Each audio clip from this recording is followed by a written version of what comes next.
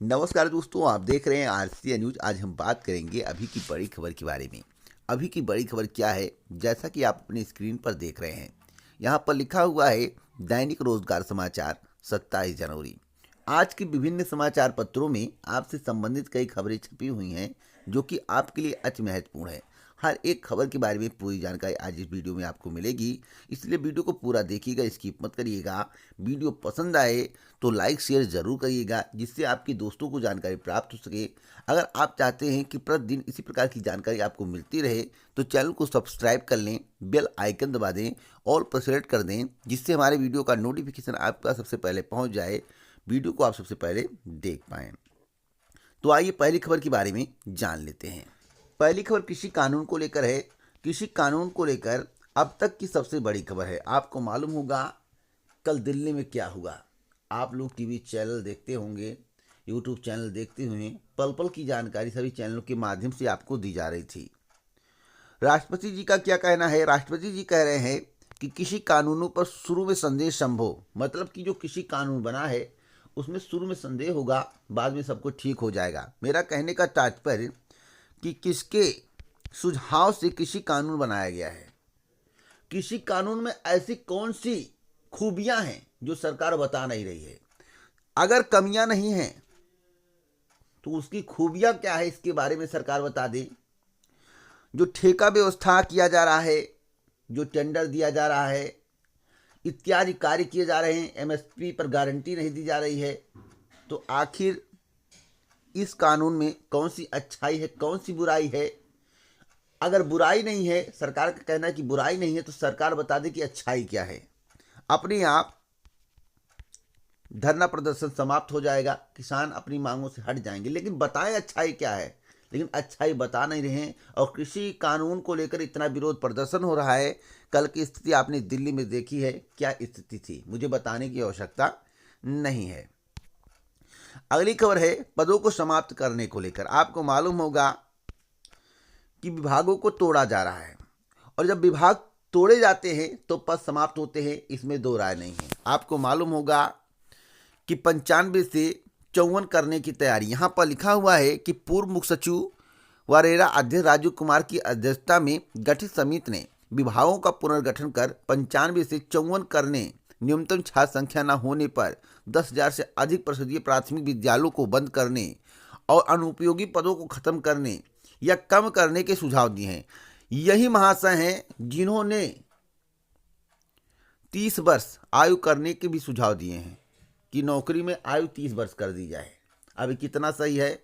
और मुख्यमंत्री जी बातों को सुन लेते हैं, उस पर अमल करने लगते हैं। फिलहाल ऐसा करना सही है या गलत है, आप लोग अपनी राय दें।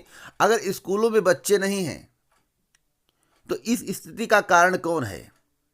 दिल्ली में क्यों प्राइवेट स्कूल से बच्चे निकलकर सरकारी स्कूल में जा रहे हैं, और उत्तर प्रदेश में सरकारी स्कूल में केवल बस्ता के लिए, केवल जूते के लिए, केवल कपड़े के लिए, जो ड्रेस मिलता है उसके लिए, क्यों खिचड़ी के लिए जाते हैं? कारण क्या है? इस कारण के बारे में सरकार सभी को अवगत कराए। यहां पर एक महत्वपूर्ण बात लिखी हुई है कि प्रशासनिक ढांचे को चुस्त दुरुस्त बनाने के लिए सरकारी विभागों उपक्रमों की कार्यदक्षता बढ़ाने के उपाय सुझाने और इसके जरिए फिजूली खर्च रोकने के मकसद से पूर्व मुख्य सचिव व रेरा अध्यक्ष राजीव कुमार की अध्यक्षता में गठित समिति ने मुख्यमंत्री योगी आदित्यनाथ को सौंपी गई अपनी रिपोर्ट में कई अहम सिफारिशें की हैं। समिति ने विभागों का पुनर्गठन कर 95 से 54 करने, न्यूनतम छात्र संख्या न होने पर 10,000 से अधिक परिषदीय विद्यालयों को बंद करने और अनुपयोगी पदों को खत्म करने के सुझाव दिए हैं। घाटे वाले निगमों और उपक्रमों के बारे में भी जल्द निर्णय लेने की भी सिफारिश की है। सवाल है, जो कार्यरत हैं स्कूलों में उनका क्या होगा? अगर स्कूल बंद कर दिए जाएंगे तो उन्हें दूसरे विभाग में शिफ्ट किया जाएगा, जो क्लर्क होंगे या इत्यादि होंगे। आपके जहन में एक और सवाल होगा, क्या इससे सरकारी नौकरी के अवसर घटेंगे? तो मैं आपको बता दूं, इससे सरकारी नौकरी के अवसर अवश्य घटेंगे, इसमें दो राय नहीं है। तो आप लोग खुद सोचिए कि सरकार के द्वारा जो निर्णय लिया गया है, जो सरकार की नीतियां हैं, कितनी सही हैं और कितनी गलत हैं। इसके विषय में मुझे बोलने की आवश्यकता नहीं है। अगली खबर हाई कोर्ट केस को लेकर है। असिस्टेंट अकाउंटेंट भर्ती को लेकर। यहाँ पर लिखा हुआ है पटिशनर अनूप सिंह, और यह उत्तर प्रदेश सरकार। आपको मालूम होगा कि 2014 में जब उत्तर प्रदेश अधीनस्थ सेवा चयन आयोग का गठन किया गया था, उसके बाद असिस्टेंट अकाउंटेंट भर्ती आई थी। एक बार इंटरव्यू हुआ, रद्द किया गया क्योंकि सरकार चेंज हो गई थी 2017 में। पुनः इंटरव्यू हुआ, उसके बाद पता नहीं क्या हुआ, शासन की मंशा सही थी या नहीं थी, इसके विषय में आप ही बता सकते हैं। अध्याचन विभाग को वापस कर दिया गया। इसके संबंध में हाई कोर्ट में केस कर दिया गया। सारी प्रक्रिया पूरी हो गई थी, केवल रिजल्ट निकालना था।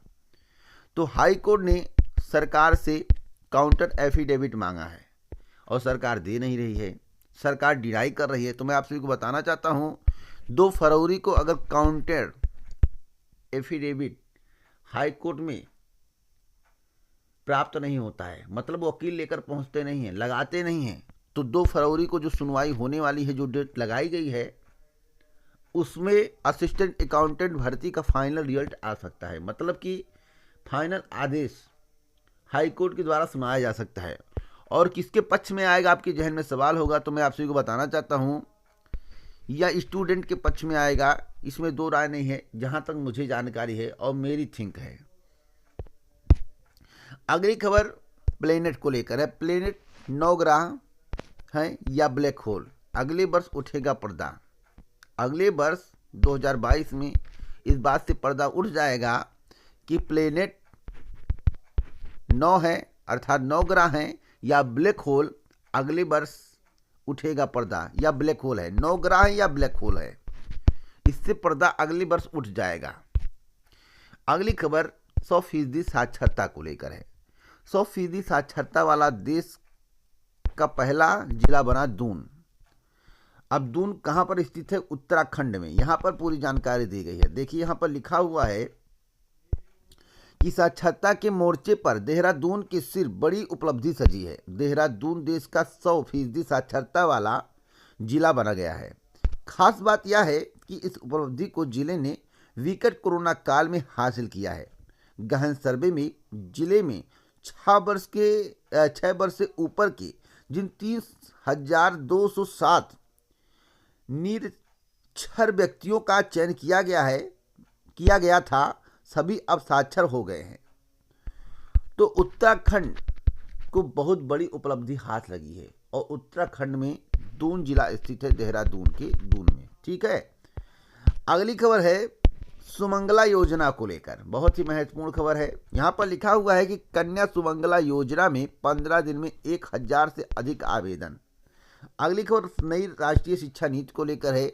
नई राष्ट्रीय शिक्षा नीति में जल्द रोपे जाएंगे अमल के बीज। चिन्हित किए गए ज़्यादातर टास्क पर इसी साल से शुरू होना है काम। तो अब तक की सबसे बड़ी खबर, यहाँ पर पूरी जानकारी दी गई है।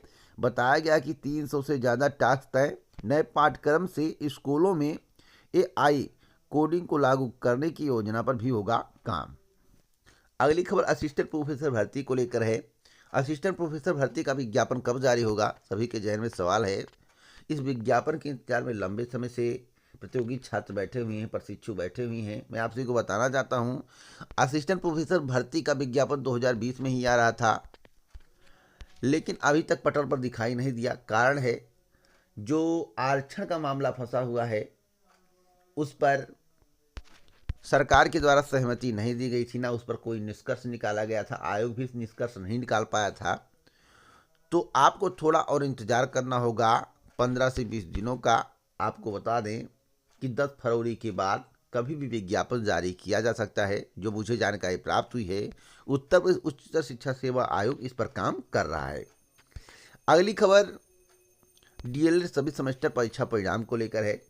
कुछ परीक्षा परिणाम जारी किए गए हैं। जैसा कि आप सभी को मालूम होगा, DLED के सभी परीक्षा परिणाम 15 फरवरी तक जारी कर दिए जाएंगे। एक भी परिणाम बचेगा नहीं। तो आप लोगों के लिए गुड न्यूज़ है। आगे कोई जानकारी मिलेगी इस चैनल के माध्यम से दी जाएगी। इसी प्रकार की जानकारी के लिए आप हमारे साथ जुड़े रहें। जय हिंद, जय भारत दोस्तों, नमस्कार।